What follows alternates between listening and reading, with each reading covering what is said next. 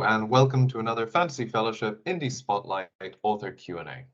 I'm Max and joining me is H.C. Newell, author of the Fallen Light series, of which the first book, Curse of the Fallen, about not a chosen one, but a child born of magic, Near, who is considered to be a demon and hunted down by the Order of Sarah. A little product placement never hurts anybody. You have props ready. That's good. That's good. I sadly do not have my book with me, but I do have all the lovely art prints that just arrived today. Oh, I was going to ask you, did you get your little surprise in there? A little print? I did. A little printed out winter frog. Isn't she so cute? Your favorite emoji from the Fantasy Fellowship Discord. It is my favorite. I have it printed out on my PC. Like I've taped it on the side of my PC. It's so cute. Yeah, so thanks for joining us. Let's just start off with some pretty basic questions. Let's just rewind the clock. So before you started writing the Fallen Light series, what were you doing? How did you kind of get into writing? I've kind of always been a writer. It really is just kind of what I've always done. I started when I was in elementary school writing screenplays, and my mom would call me Spielberg because I always try to write plays and stuff. And then it kind of, when my cousins decided they didn't want me to force them to reenact these bad plays that I would write, I decided to go into writing books. And I don't know if you know what Amoeba is, but it's like a fan fiction sort of thing where you could like write little fan fiction stories. I did that all through middle school, and it's embarrassing. High school. What's the most embarrassing like series or whatever that you did fan fiction of? Listen, okay, I love My Chemical Romance, so I was gonna leave it at that. I think you posted a video of you singing My Chemical Romance in the Discord. Oh, I did. And I thought it was so funny. I was like, from karaoke the other evening. Yes. If you're gonna embarrass me, I'll embarrass you. You did My Chemical Romance fan fiction. Maybe. Maybe. Fair. I was obsessed. I actually went to their concert last year, or I think it was last year. They did like a reunion tour thing, and me and my sister and my cousin, who were all obsessed and all did the whole fan fiction.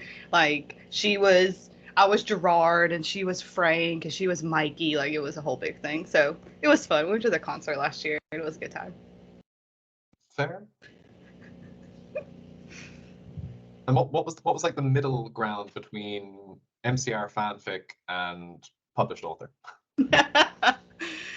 Well, I got out of it for a while. In high school, you kind of fall out of things, and so it was a little after high school where I kind of picked writing back up, and I really got into fantasy. I kind of was really introduced to good, real fantasy like Lord of the Rings and stuff like that, sort of at the end of high school. And I was just like, this is really inspiring. So I started writing a young adult a young adult fantasy book series that I wanted to make into a trilogy. It was actually this series that as I'm writing it and I'm realizing things just aren't really clicking for me, I decided I wanted to go much deeper and much darker. So it kind of evolved over time into this series. So I've really been working on this series for ever.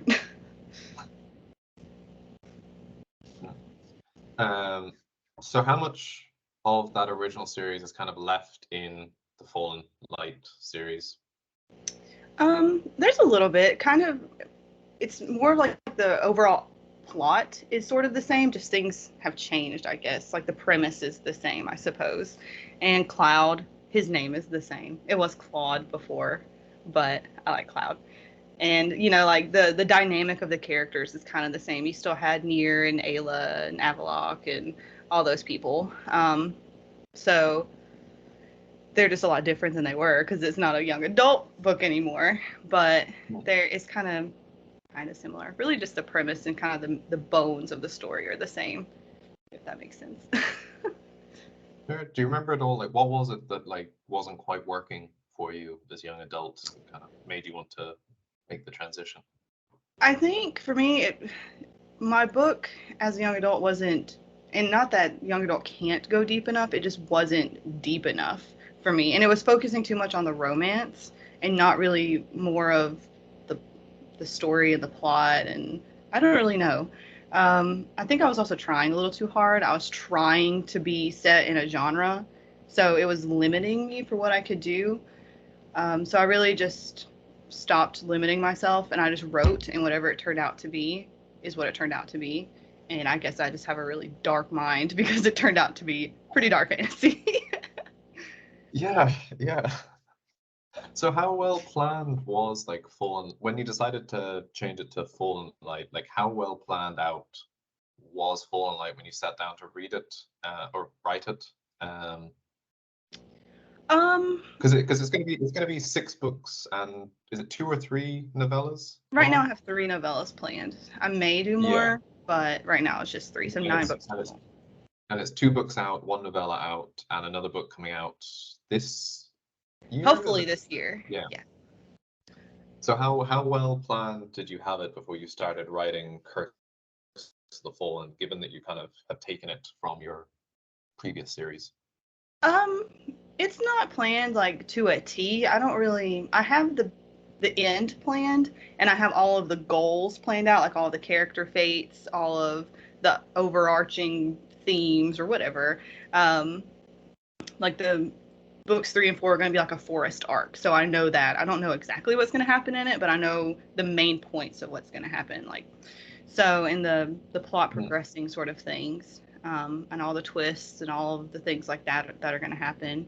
But I don't really plan my books until I start to write them because it gets too overwhelming. And I also find myself trying to copy that outline that I did. And that doesn't really work for me. I kind of just have to let the story just kind of flow. So, like I said, I sort of write to work towards a goal, and whatever happens, happens. And then I kind of change it and fix things in my second draft. Fair. So gardener, not a builder. But, Yeah, right. pretty much. Fair enough. So were there any scenes like when you were doing Curse the Fallen that you found particularly difficult or emotional to write? Or any that you decided like you just needed to get rid of completely that didn't work with the story? So, in Curse of the Fallen, I did not have any deleted scenes because the book was like this big when I wrote it. It was 40,000 words whenever I did my first draft, and I thought I was done. And then someone read it, and they're like, "You need." I didn't have any fights in it, for one, like not any conflict at all. So, so they were like, "Look, you need to add some conflict to Whereas the final draft, like I'm just thinking through the first like 5 chapters, and there's a lot of fights. Yeah, well, you see, I don't read a lot, ever, really. So I don't know what is normal. So in my head, when I wrote these books, and I'm realizing this probably isn't, at least for my style, it's not really the direction I wish I would have gone a different direction with it because it was more of like a show in my head. And every episode you have something happening, something exciting happens, something gripping happens, and books are kind of more like movies where it sort of builds up and it kind of flows a little better, and you don't have to have a fight or something exciting or something like that in every single chapter. So I've kind of learned my lesson with that one. You haven't read book 2 yet. Clearly, because it's the bane of my existence. I love the story, but it's very, very, very action heavy, like too much. I wish I could rewrite it, but it's okay. um, but I didn't really have that with book 1. I actually did a second edition, which is why the audiobook is now considered outdated. And I tell people just don't even bother with it because the first edition of my book, when I first published it, was 85,000 words. And I didn't really like filler. I didn't really do too much exposition. I kind of just really just got to the point with everything. Hmm. And I went back, I did a second edition, and it added 4 chapters and 40,000 words.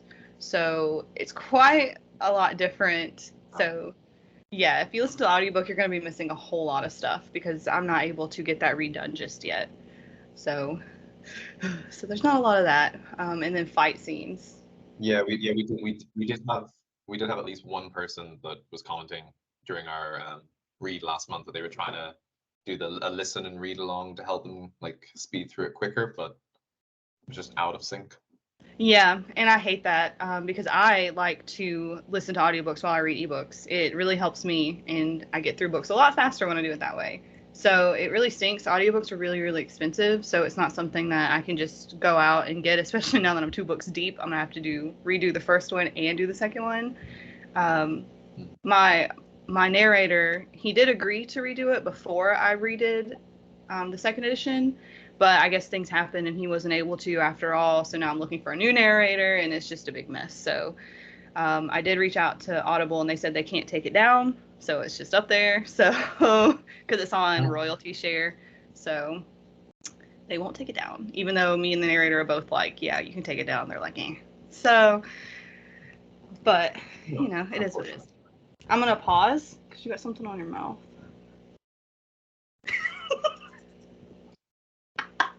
Might just be chocolate. I was eating a biscuit just there. Oh yeah, I saw.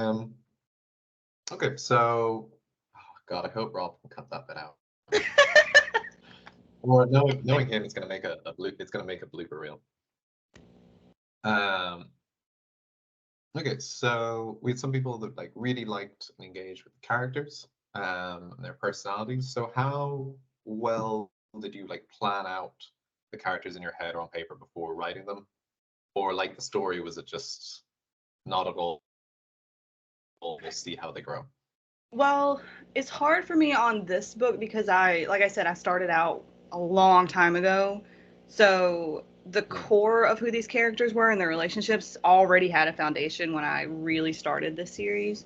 But I did do short story backstories on the main characters, just 4 main characters, and I didn't really plan out who they would be. I tried doing like the questionnaire things that some authors do, where it's like a 100 questionnaire, and you answer it in your character's voice. I cannot do that. I just can't. It does not work for me. So whatever the characters became from their backstories is just who they became.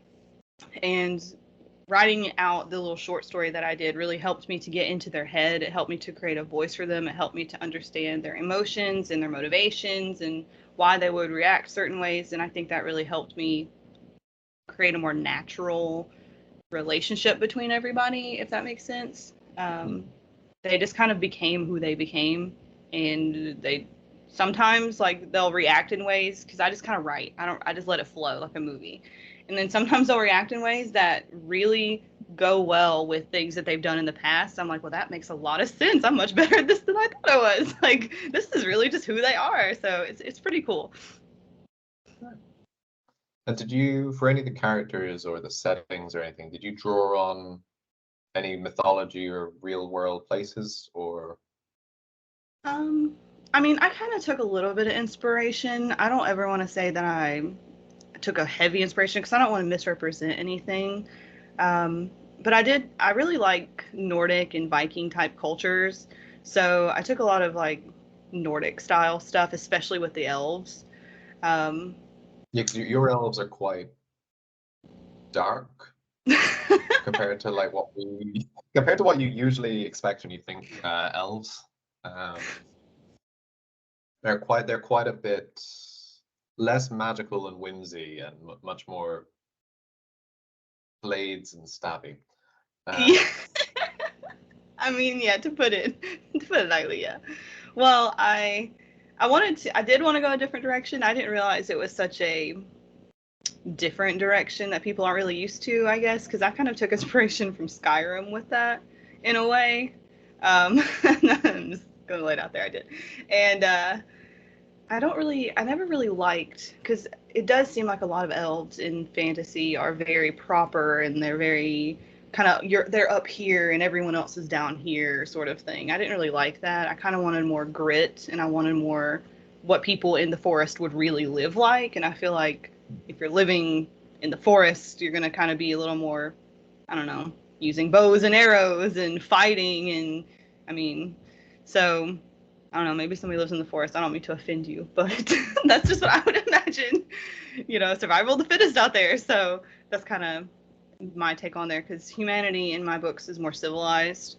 They, it's kind of medieval, I guess. Um, they have villages and roads and things, and the forest is not like that. Is much more natural, so they kind of live much more naturally, I guess. And they don't have magic, so. Are we going to see more into the... You said that books 3 and 4 are going to be a forest arc, so I assume that's going to be... We should expect to be going into like the fairy or the fae wilds area. Okay. Yeah, so the forest is where the elves are from, and books 3 and 4 dive into that whole arc. There is, in book 1, that there is the high priest, who is the main antagonist for Nier, um, who kind of rules over humanity. But then you also hear about, in book 1 as well, with Azael, you hear about the Nasir, and he's connected somehow to the elves, and he's leading the elves. He's mentioned very briefly, but he is a main antagonist of book 2. So you're introduced to that side of things, and then it all kind of comes together in Forest Arc. So you do get... the elves are very important. Their war is very important to the whole series. So you will definitely see more of them. I'm excited. Okay, good. Yeah, because book 1 left like a lot of questions and unanswered bits about the elves. And like, is ironic you said you didn't want or didn't have much fighting before, because the first introduction we get to the elves is straight away with a fight scene. Okay, this is what I was going to say earlier. I don't read, and so I thought that book 1 was very slow, and I did not think it had enough fights in it. Even after I published it, I was like, you see the high priest like one time, like that's what? So I thought it was slow, so I kind of went overboard in book 2 trying to overcompensate for that, and then I find out that book 1 is extremely fast and has a lot of fights. So and it's funny because I hate fights. I hate fight scenes. Those are the bane of my existence. I'm telling you, I stink at writing fight scenes. I had to have a beta reader help me do every single one of them. I usually write my whole first draft, and there's not a single fight scene. I put add fight scene in like red text, and then I just skip it, and then I just keep going because I stink at writing fight scenes. I don't know what it is. I'm a lover, not a fighter, I guess. I don't know. I don't like fight scenes. Yet Which is our... Yet at the end, you have more fight scenes sort of towards the end. And that ending left quite a few people not dissatisfied, maybe more betrayed and unhappy. Did you always plan, given that you didn't, if you weren't wanting that many fights, did you always plan to hurt us with the ending of your first book, or? Not really. I knew what I wanted with the ending, but then as I'm writing it, that's why I really can't plan things with to a T like that, because things kind of change as I write, and I realize other things can be better than what I had in my head. And as I'm writing it, I'm like, this would be a huge catalyst for the rest of the series. It's a very important thing to happen, and also it's really shocking. And endings like that really stick with you. They stick with me anyway. I don't know what you're... sorry. Yeah, we had a few people that weren't happy with that. I was definitely one of them. When I got to that final scene, I was like, no. Like, I don't know. Oh, sorry. The one thing, just the one thing I just didn't want for the entire latter half of the book. Like, it's coming. It is. Yes. For anyone that hasn't read the book yet, be ready. Like, we won't give anything away here specifically. Just be prepared. I really wanted something that would stick with readers. I wanted something that would impact you emotionally and be something that would really kind of keep you thinking about it and keep you invested in it, so that way you would want to keep going. First books, I mean, I think you've even mentioned before, like sequels are kind of hard to get people on board with sometimes. So I really wanted a first book that really kept you wanting to read, but it's not done just for the sake of shock or just for the sake of having a good ending, if you want to call it that. It's very, very important to the story, and as things unfold, you'll see why. But yeah, I don't know if you've ever played Final Fantasy X, for example, but the end of that game is very tragic, and I played that game for the first time like 10 years ago, and it still gets me. So I really like that type of stuff. I'm pretty morbid, I guess, but I wanted to inflict that upon you all. So you're a Final Fantasy fan, and one of your characters is called Cloud. Yes. Is there a bit of inspiration taken there? I hadn't actually played Final Fantasy VII when I wrote my book. I just played that last year or something.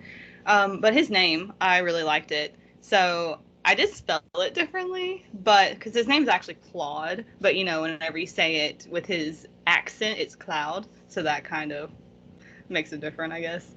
But no, I just liked it a lot. I like that name. But the second book has a lot of Easter eggs, and there's a lot of inspiration with Ayla's story to Final Fantasy X. And if you pay attention, they're really subtle. For example, like one of the characters, her race is a faith, which is what the people, I don't know, I think the faith are people in Final Fantasy X. So just like little tiny Easter eggs that you probably wouldn't really notice, but when you notice them, like when you start noticing them, there's a lot of them.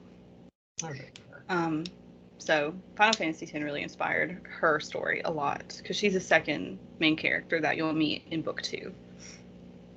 Okay. So the magic in this world, we've discussed this before the interview, but I need to ask it again. You in this magic system. The potions, I couldn't move past this as I was reading it, because there's magic potions, but then there's no explanation as to how they work. Magic is basically outlawed in this realm. So how do they have these potions? It's just like suddenly, whenever something bad happens, we have a healing potion. Well, where did you get this, and why are you allowed to have this if magic is evil? Okay, so, I love how upset y'all. Everybody watching this, Max is obsessed with these potions. He's asked me like 4 times. I have asked so many times. Eventually, I was just like, you know what? I'm just gonna write it all out. I just answered it like in such detail. Like, here you go. Okay, so potions and magic are outlawed. I don't want to give too many spoilers, but it's believed that the Order still uses it somehow anyway. Gil, who is one of the characters who has a lot of the potions, and he knows how to mix ointments and stuff. Like there are ointments which make sense, and then there are the potions that you're talking about, which are magically enhancing. But this never really explained. I kind of wanted more of a soft magic system, so I wouldn't have to think about the logistics of all this stuff. So thank you for that. But we do know, based on the end of the book, that and the beginning of the book, there is magically enhanced water. Like if you're around one of the trees, which like the trees here, they have magical energy, and water, and I guess things around them can absorb that energy. So my guess, since I never really like put it on paper, they probably are using some of that water, which has magical properties, and they're mixing it with things. Gil gets them because there is I don't know if it's mentioned. I know it's not in the exposition. It may be I know it's in a footnote, but I don't know if it's just in the collector's edition or not. It talks about the Mythic Nine. Gil was actually a part of the Mythic Nine who make alchemy or do alchemy, and they make potions and things like that. And they're more of like a secret society that people believe the order is working with. But before they were outlawed, because Gil is really old, before they were outlawed, Gil worked with them, so he kind of learned how to do this stuff. So he's with the Brotherhood. The Brotherhood is outlawed. The Brotherhood doesn't really care. They just kind of do what they want. So Gil's got a lot of potions. Fair, fair. Well, I think that this is a nice opportunity for being in the forest in like book 4 to have like a magical elf school, and you can just explain all of these bits. I'm gonna make a special chapter just for They're you. they're out of reach of the order, so they can explain the magic. Perfect. Yeah, I mean, when the elves, they do know more about magic than the humans, because humanity is the one that is outlawing them. So you learn more about what they believe, what they think, how they use magic, if they use magic, things like that. So there's a lot more to discover about the world. There's a lot more to discover about the wars, the lore, near even her magic, because she doesn't really understand it either, because she's never been able to use it. So I wanted to leave things more open-ended. I kind of wanted the reader to experience without having to be told what things are, not necessarily with the potions, just overall. That's why at the end of book 1 there's a lot of questions about the elves and what they're doing and why they're doing it and all these things. And I mean, even just Anna Amarillo itself, like, what is it? How do they even know to get there? But those questions will be answered throughout the series as Nier kind of discovers those answers for herself. Some people don't really like that. They kind of need to be told what's going on and why things are happening. But I just kind of like the more be in the moment and experience it and have your own interpretation. Was not so vague where you don't know what's going on, but vague enough that you can kind of piece it together yourself, if that makes sense. And I probably sorry. So actually, going back to Gil, we had quite a few people that liked him. How much magic does he have? Because he's a shapeshifter. Is that just part of his race, or is it like magic that he has? Because it seems to be shape-shifting into all sizes and shapes. Is there like, what exactly is his magic? Does he have like limitations on that, or? Okay, so Gil is a Drellid, and Drellids are basically just made up in my own head. And Drellids are halflings who all have the innate ability to shapeshift. And that is explained actually in the book, that all of the Drellids are like that. It explains that he likes to turn into horses and he likes to turn into birds so he can get big or small. I think he turns into a mammoth or something at one point. Yeah, Something like that. So Drellids really don't have any magical barriers, I guess, like downfalls to their magic. They can use it whenever they want to. So they're really, really, really powerful because they can turn into any non-magical creature that they want. So any non-magical animal that they want. They can't turn into a creature of darkness. They couldn't turn into like a dragon because dragons are magical. But it's just more like a werewolf syndrome. They can just turn into it if they want, and then they can just revert back. But with a Drellid... Wait, quick question.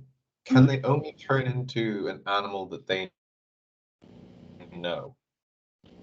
Oh, I mean, they live in a time where... And if so, does that mean Gil... And if so, does that mean Gil has seen a mammoth? Are there mammoths in this world? That's a good question. Maybe. That's to be read once I figure it out. But I mean, they live in a world too where they don't have access to just like pictures and animals and stuff. So I mean, I would say, yeah, if they know what it looks like and they know what it can do, then yeah, they can turn into it. They can't just imagine an animal and it just appears. They'd kind of have to know it, I guess. You're asking some good questions. But the thing with Drellids, though, they are very, very powerful, because that's really, really powerful.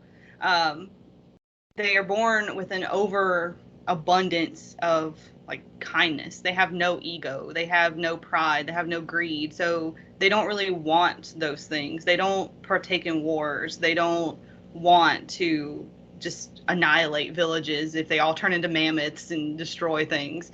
So it's really kind of that's really kind of where their balance comes in, is that they can do it, but they don't have the desire to do it. Gil is a little different because he's kind of, one of the black sheep, I guess, if you want to call it. He kind of set his own path a long time ago. As we can see, he's pretty spunky, but most Drellids, and you do meet more. I don't think you've met another one in book one, but you do meet more in book two. Okay, yeah, you do meet more in book two. They do. Some of them do live in the desert, and they're usually pretty nice. They can kind of hold their own, but they don't. They're just kind of living on their own. So that's sort of where I tried to find the balance in that. Otherwise, it would just be the Drellids versus everybody. They would just take over everything. And I'm just thinking about some of the other magic aspects that are in this book then. So the village that the characters find themselves in seems very Odyssey Lotus Eater-esque. This kind of suppressed, happy, forgetful village. Are we going to find out, is that going to reappear, or is this kind of just like a strange anomaly that's going to be left kind of as an enigma for us? Yeah, they don't go back there. At least it's not planned for them to go back there. That village, people either they love it or they don't. I don't think there's really an in-between with that place, because it's very different. And I know that. And I did it on purpose.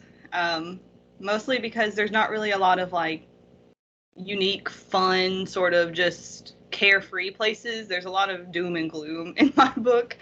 And it's a very strange like interlude almost for a chapter or two.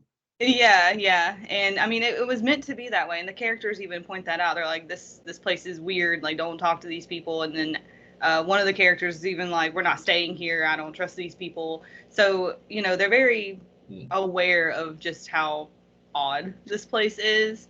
It's kind of just tucked away on its own. They just kind of live out there. It does play an important role because of something that happens to Nier while she's there. And then also someone else has to go there. So, but no, we don't go back there. It's just something fun that I kind of wanted to add in, to something a little, to take some of the stress away, because I didn't want to go from one doom and gloom moment just to bleakness and conversation, and then the end of the book, which is very, very heavy. So I tried adding in something. Like I said, some people don't like it. I love it. I would live there if I could. So it's my favorite place in the book. Fair enough. Stepping a little bit away from the magic and going back to, you mentioned the Order before, and that their aim is kind of to stamp out the magic in the old ways, but maybe they're using it a bit themselves. When you read it, you get very much like Inquisitor, Spanish Inquisition vibes, but then also like the White Cloaks from Wheel of Time, like hunting down magic users. Were any inspiration taken from these sorts of things, or was it you just wanted a generic bad religious group for the antagonist here? Yeah, I don't know what you're talking about, so no, it did not take. I told you you're gonna look at me like, this girl crazy. No, I just thought there's a lot. I am stuttering so bad. Okay. And I've had you send me these questions before, so I wouldn't do this. Okay. Let me recenter. I do not do well with politics, like when it comes to war or when it comes to kingdoms. I'm not interested in it. I don't want to read about it. I don't want to write about it. I don't like it. So I wanted to steer away from that. There's a lot of that in a lot of fantasy anyway, so I tried going a different direction with it. I really liked, and this kind of falls into the Final Fantasy X thing too, is that they also have a religion where you're trying to figure out, are they good, are they bad, is it real, is it not? The religion's after you, and they ban machina, which is machines, but then they use them at the same time. So I really I wanted mean, to try. you make it very, very clear in the book whether they're good or bad. Well, yeah, but this is book one. Sure. So, but yeah, you kind of know, like, at least not just the religion, but like the gods themselves. Like, are they good? Are they bad? Is kind of where I was. We know the order's bad. I don't even want to put in your head that they're not bad. These people suck. Yeah. Okay. If they're behind that scene in the, was it a boat shed or a barn in the village, like a few chapters in, then we kind of know that they're bad. With the two young boys. That wasn't the order. Was it not? I don't. All right, we're gonna pause. Can we pause this for a second? Yeah. Yeah. What are you talking about? Have I misremembered that where they discovered like the two like murdered boys? Yeah, that wasn't the order. Who was it? I've That completely misremembered that bit then. No, so the villages, you remember the villages at the very beginning of the book that were destroyed, and then they find Avalok and they don't know that it's Avalok. I really hope Yeah. that they don't post this online because I am giving some spoilers away big time. Yeah.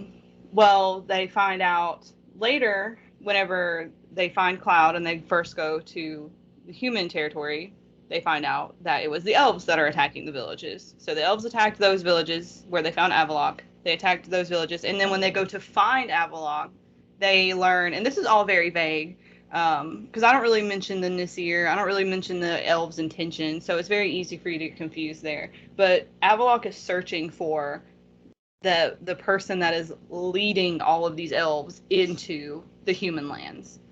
And he is interrogating two elves who have killed those kids. So the elves did this, not the order. That was it. Yeah, I just misremembered that. No, it's okay. It's easy to get confused.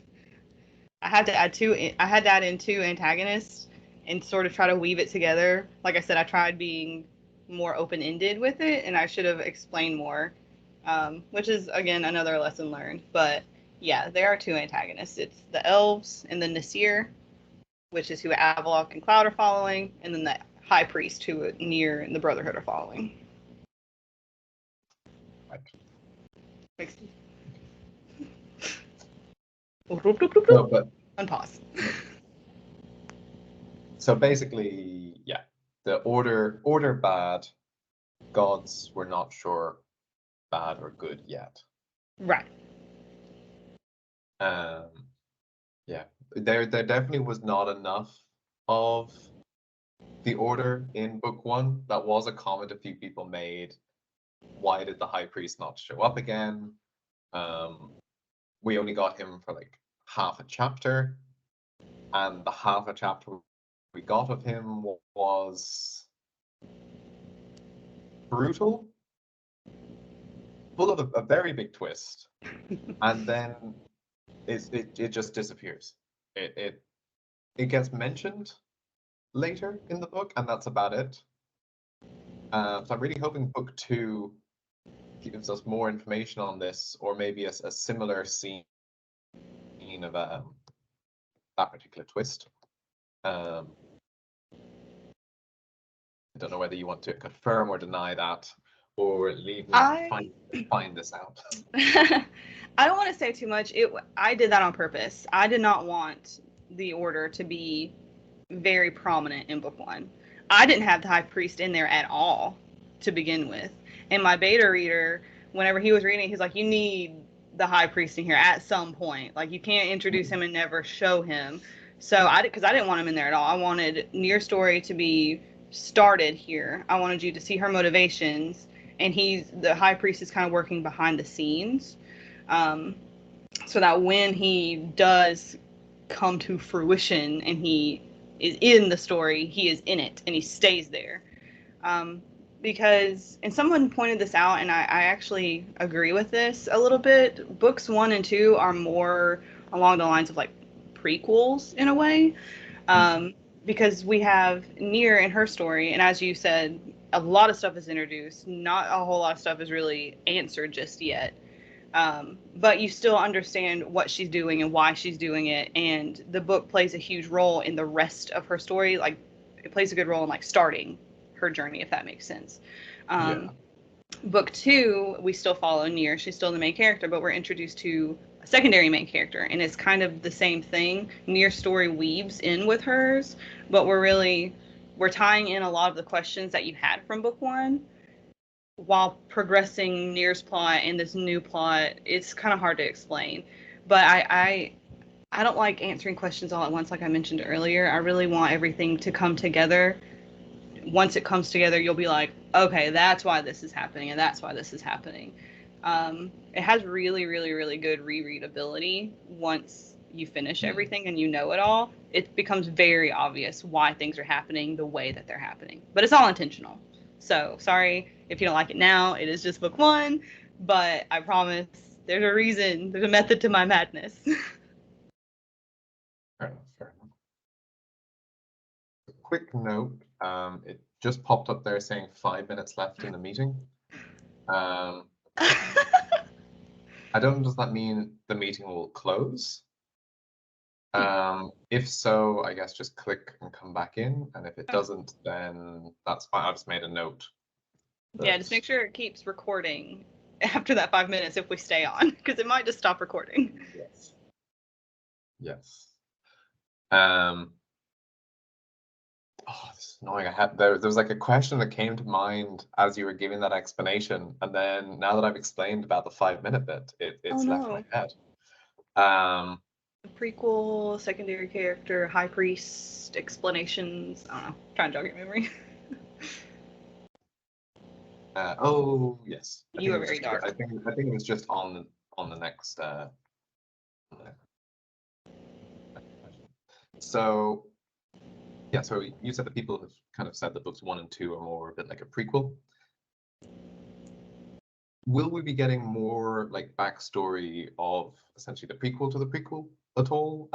More specifically, the whole history behind like the war with the elves, because basically what we've gotten in book 1 is from the side of the humans, elves are bad and it's all their fault, and from the elves, what we've gotten is humans are bad and it was all their fault. Are we ever going to get like a more detailed history of what actually happened with the war, or is it just left as a thing in the past? I haven't really, because I've been playing around with that idea. I know it's going to get explained, like you'll understand, but I mean, no one knows how it happened unless you go back in the past. So I was kind of probably just going to leave that a little open-ended. The more you know about the characters, the more you know about the story, the more you understand like the cultures of each race and what they're doing while they're doing it, you can kind of come up with your own interpretation and your own assumptions. I kind of like that because it leaves a lot of room for conversation.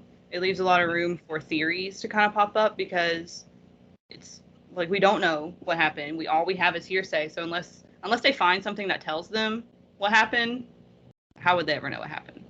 Because the elves say one thing and the humans say another. We do I do have plans, and I don't know if this happens really in book 2, to kind of not really dive into the past per se, but they do find out things. So you do find out some things, but I don't have any plan right now to really go into detail to let you know who was right, who was wrong, why things are happening, stuff like that. It's more along the lines of the history is very important to the tensions that they have today, and the unrest between them today is because they don't know who was right and who was wrong. They blame each other. And so for people like Gil, I assume, you've said that their race is like essentially born with innate kindness. Were they on a particular side during the war, or if they were neutral, did they live on both sides of the border essentially, or are they kind of just based in the human realm? Well, I don't want to go too deep into it because I don't know what all I'm going to want to kind of sprinkle through the series. But no, the Drellids have always just sort of been on their own. They live. I don't have a map here. I'm gonna pull one up for you. The Drellids, they come from Uaden up here. And so this right here, all of that is the humans, all of this is the elves, this here is the Baxross, and then up there is the Drellids. And that's just kind of where they were. And they've sort of sprinkled around since the wars happened. They're not allowed in the human world or the human country because humans think anyone that isn't pure human is, good enough. So Drellids aren't really allowed there. Gil is there. He's with the Brotherhood. I mean, Ryman's there. We know kind of a little about him. So Ryman's not a Drellid. I don't want to confuse people, but he's not human. So, they're sort of just pacifists. They just kind of go wherever life takes them. They don't really fight. They can and they will, but they didn't really have anything to do with this war because it was really just humans versus elves. So they kind of just stayed back. I ramble a lot. No worries. I'm sure if we cut it down, we can get a good 5 minutes of coherent. Okay. Coherent interview. I hope so. So you said that the people don't like the humans don't like anyone that's pure human. So is that the reason why Newell is so I was like, wait. Is that the reason why Narana is so hunted down? Because she is born with magic, and are we going to get an explanation as to where her magic kind of comes from, or is that delving into territory you don't want to give away yet? Magic. That's all I'm gonna say. Magic needs no explanation. No, you'll find out. Just not today. Okay. I had hoped. You tried. Yes. Because she's, I think, does it say she's the first person, however, it's a couple of 100 years to be born with magic? I don't remember exactly. I'm writing book 3 right now, so I can't remember all the details. But the order, I can say that the order they do blood tests whenever people are born. Every person or a human that is born in the country of Laeroth has to take a blood test when they are born, and if they come back and they have magical blood, they are immediately executed. So we don't really know how many people are actually born with magic. We just know that Nier is the only one who has survived into adulthood where people know that she has magic. So anyone that may have it, they could just be in hiding, or they could have lived for a while and then they got found, which is probably the case because Nier is having a really hard time surviving. So yes. How did she survive? That is going to get explained. Okay. You're asking a lot of questions. I'm just going to tell you. I have a lot of questions. I have a lot of questions, and I need a lot of answers. And I don't have time to wait 5 years for books. No. I wish I could write these books in a day and just have them all out, because I really want to I love reading my books and I love talking about them, and I really just want them to be written so I can just keep rereading them and keep talking about them forever. Fair. And this actually leads us nicely into the discussion of self-publishing, because you self-published these books. And why did you choose this route? Did you try traditional publishing, or given the fact that, especially in the last 5 years or so, and it's definitely since COVID, the landscape of publishing has really taken a shift towards self-publishing, whereas before it was kind of looked down upon somewhat, but now it's much more common.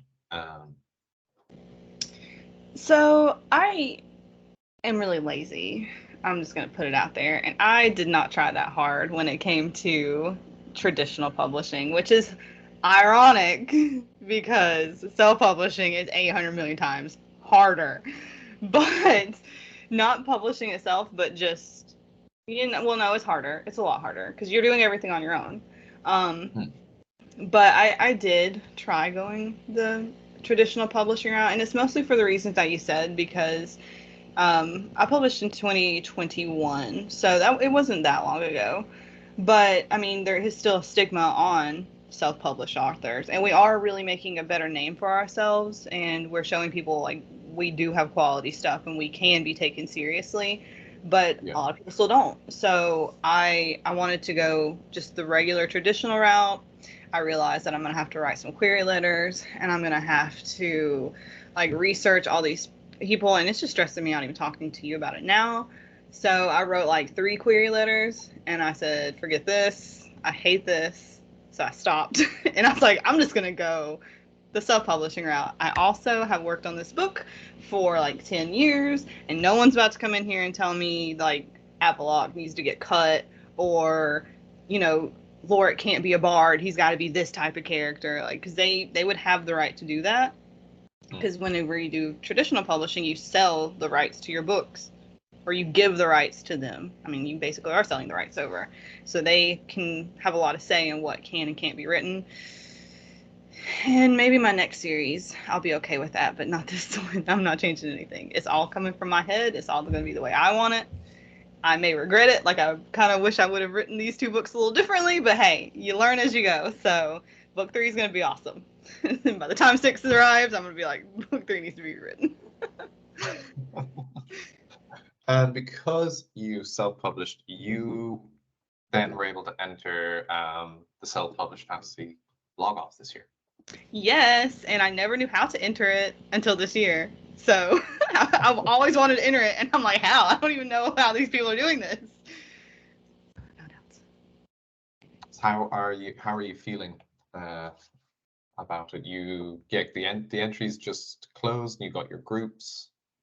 I'm feeling okay. I mean, my book, people like it or they don't. A lot of people, I mean, it's just the truth. Like, I don't think it's a bad book. I think the story is well, but a lot of people don't really like how fast paced it is. They don't like how action packed it is.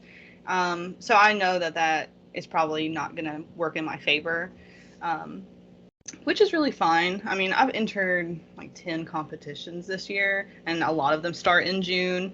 So I don't really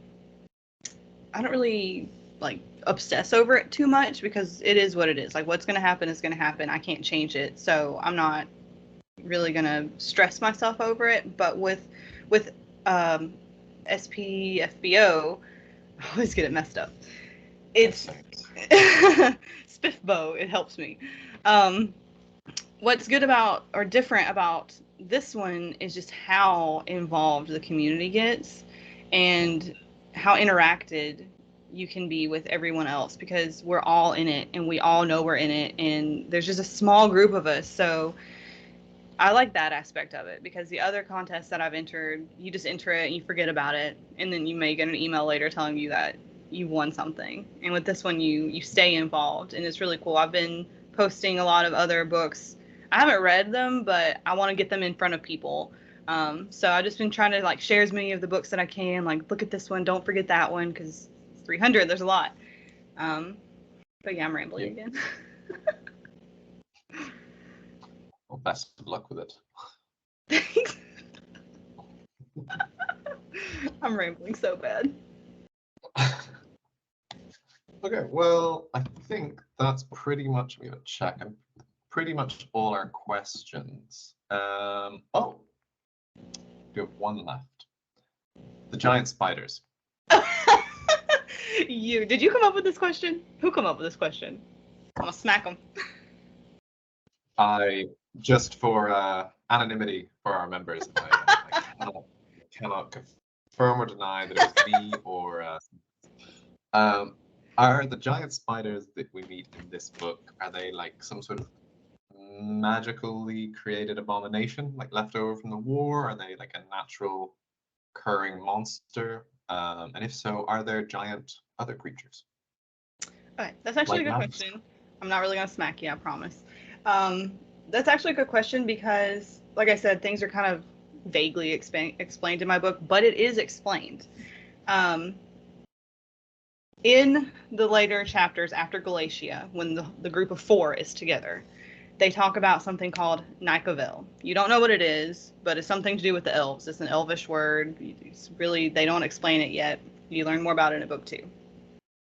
But with this, when people die, if their energy is dark, like if they are angry when they die, if they're a bad person, if something happened, and because everybody has energy, it's gray. If their energy turns dark, it transforms into these creatures of darkness. And the spiders, and which are called spindra, there's another thing that you don't see, but it also comes up later on in the series called a whisper. Um, there's another creature, the cat things in the very beginning. I think it's in like chapter 2 or 3 that attack the group. Those are all called creatures of darkness, and they're all born of this dark energy that is rising within the world. So these are very new things. Near, I believe, even mentions that these are just things that were once just in fairy tales and just in ghost stories, but they have come to life.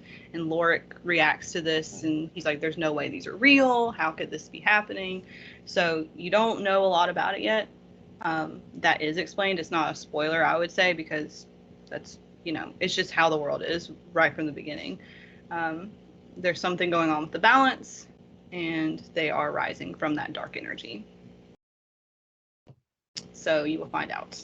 They're not just spiders. They're monsters, is what I called them monsters, and people were like, don't say monster. So I had to change it. So creatures of darkness are just monsters, and they can be whatever they turn into, as big or little as they can be. Okay. Basically, I need to read book 2 soon. Yeah, it's very action packed, but it ties in, it answers a ton of the questions from book 1, and it ties in all the characters, and it's just, you just gotta read it to the end. Trust me. Okay. And then read book 3 before I publish it, because I need help. Fair. Put you on the spot. I can give all the suggestions on where to explain all the magic. I was about to say, you can tell me when to explain my potions and when to put schools of magic in the book. Great. Perfect. That's funny. So with that, I think that's pretty much all our questions, and we've had just coming up to an hour. So thank you very much for chatting with us. Thank you for having me. Thank you all for reading my book and asking these questions. I know I rambled a lot, but this was one of the funnest interviews I've had. I don't have a lot of opportunity to answer questions like this unless someone just messages me. So it's really fun to kind of go into my book instead of just being an author. So thank you guys, and I hope that you liked it. I hope that your questions can be answered as the series goes on, but keep asking them because it helps me to know what needs to be answered, because I know all the answers and I may not answer it in the book without realizing it. So, because I didn't realize book 1 had so many questions until people started telling me that there's a lot of unanswered questions. Yeah, and if you want to know more about the books, you can find out more information on Newell's website, www.hcnewell.com, where you can buy the editions of Curse of the Fallen and Forbidden Realms. They're also available for UK people on the Broken Bindings website, or you can purchase them online from stores such as Amazon. You can find Newell on Twitter at HCNewell1 or on Instagram at HCNewellAuthor. As always, we've been Fantasy Fellowship. If you want to know more about us, you can check out our website, fantasy-fellowship.co.uk. View more of our videos on our YouTube channel. You can follow us on Twitter at FanFellowship or follow us on Instagram at fantasy_fellowship. Thank you very much for listening, and thanks again for joining us.